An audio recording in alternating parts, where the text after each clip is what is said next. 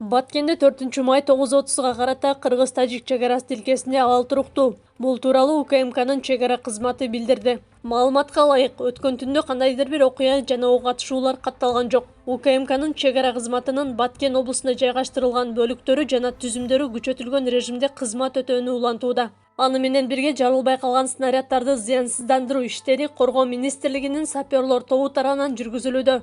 3 майдан бери Баткен районунун Ак Татыр айыл өкмөтүндөгү Орто Боз айылында Коргоо министрлигинин саперлор тобу жарылбай калган снаряддарды зыянсыздандыруу иштерин жүргүзүүдө.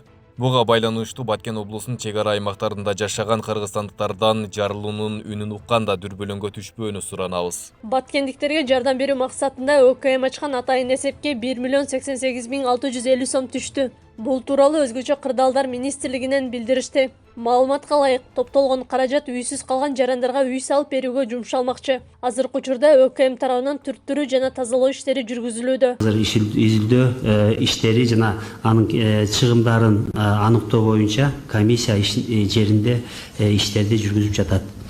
Кыргыз Республикасынын өзгөчө кырдаалдар министрлигинен бул иштерге 16 атайын техника жана 214 кызматкер тартылган. Бириккен Улуттар уюму Баткен облусуна чегара кагылышында талкаланган имараттарды калыбына келтирүүгө жардам көрсөтүүгө даяр. Бул тууралуу буунун Кыргызстандагы туруктуу координатору Озония Ажиело Кыргызстандагы тышкы иштер министри Руслан Казакбаев менен жолугушууда билдирди.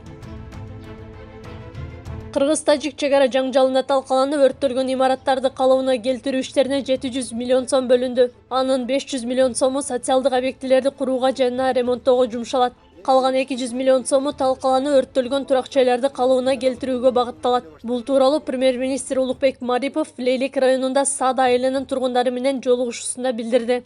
Тамак аш азыр Кудайга шүгүр жетиштүү болуп калдыбы? Жетиштүү. Азыр эми экинчи күчтү биз ушу курулуш тармагына жумшайлык. Тамак аш азыр мына эл аралык донорлордон да келе баштайт. Андан эч кам санабаңыздар. Кийим кече, төшөк баардык ушу одеял, мебель, себелдин баары азыр даярдалып атат. Негизгиси биз азыр ушул үйлөрдү, мектептерди тез арада ушул немегече куруп бүткөрүшүбүз керек.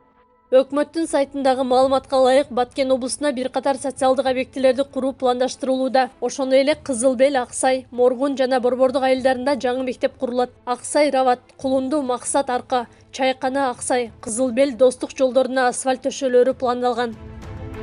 Акылай Карабаева, Регион.